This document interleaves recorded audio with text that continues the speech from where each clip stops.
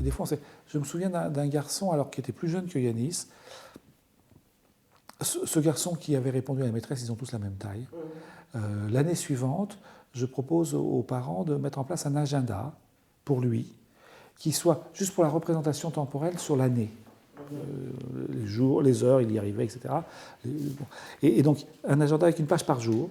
Et on le remplissait du début de l'année de tout ce qu'on savait qu'il allait se passer. École, week-end, séjour chez les grands-parents, vacances, anniversaire, Noël, etc. Et chaque jour, on le remplissait de ce qui l'avait intéressé. Ce qui l'avait intéressé, c'est ce qui l'avait intéressé lui, pas nécessairement ce qui nous avait intéressé nous. Aujourd'hui, la maîtresse avait un pull bleu, on mettait la maîtresse avait un pull bleu. Enfin, voilà. Et puis, il avait un vrai problème d'acquisition de la propreté. Il ne faisait ses fesses, il n'allait aux toilettes que sur un journal dans le salon. Donc c'était un tout petit peu... Il avait 9 ans, on avait le droit aux couches encore le soir, tout ça, la maman, elle n'en pouvait plus. Et elle lui dit un jour, écoute, à la rentrée scolaire en septembre de l'année suivante, elle dit, j'en ai marre. Tu ne peux pas être propre comme tout le monde. Tous les enfants de ton âge sont propres maintenant, ça suffit. J'en ai assez, je ne veux plus acheter de couches, j'en ai assez que tu fasses caca dans le salon sur un journal. Tu peux aller... Quand est-ce que tu veux être propre? Il prend son agenda, il monte le 23 décembre. Et le 23 décembre, c'est réglé. Du jour au lendemain. C'était lui qui avait décidé ça. Et elle y avait été fort. Hein. J'en ai assez maintenant, ça suffit. Elle l'avait. Donc on peut imaginer que sur un système comme ça, avec Alice, on dit, écoute, j'en ai assez, tu es capable, quand est-ce que tu vas commencer à utiliser le langage mieux que ça, etc.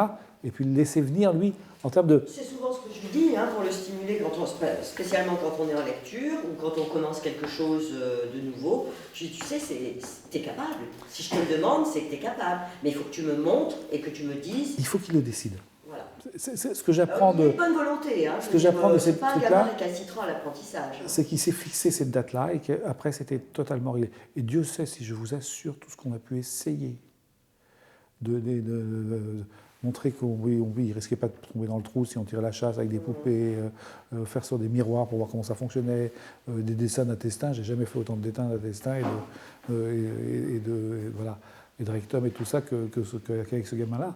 Donc rien n'y a fait, si ce n'est que le jour où la maman, excédée, j'en ai marre, quand est-ce que tu décides d'être propre? Là. Et on était 3 mois avant. Mon deuxième souci, c'est que tant qu'on reste sur un apprentissage où je peux continuer de faire des références images, cette méthode des étiquettes et du rapprochement image, mot, idée, tout va très bien. Par contre, on a vu une impasse, c'est quand on a commencé à étudier la poésie, l'idée de la poésie, le sentiment à travers la poésie, faire un haïku. Là, on est dans des choses qui sont quand même plus compliquées pour eux d'une manière générale. Là, et puis il s'est énervé. Hein. Il y a un jour où il est parti, il s'est levé, il a poussé un cri de guerre, il a pris la porte, il est parti parce que j'étais pas assez vigilante, j'ai pas fait attention qu'il commençait à se secouer un peu. Il en avait ras-le-bol parce que c'est une des rares fois où il ne comprenait plus ce qu'il était en train de se passer en classe, dépassé. Il est orgueilleux comme un pou, donc il est très content quand ça marche bien, il n'est pas content du tout quand ça ne marche pas. C'est à ce moment-là. Et il a explosé. C'est juste après ça, une fois qu'il est revenu tranquillement, qu'on peut reprendre l'explication en disant, tu vois, le langage, ça sert aussi à ça. Et c'est parce que tu n'utilises pas assez de langage que tu es perdu quand on utilise le langage pour des choses plus compliquées. Vous voyez? Et effectivement, il est orgueilleux comme un pou. Et donc, se servir de cet aspect d'orgueilleux. Voilà, et ça viendra, t'inquiète pas, tu vas y arriver. Le rassurer sur ses capacités.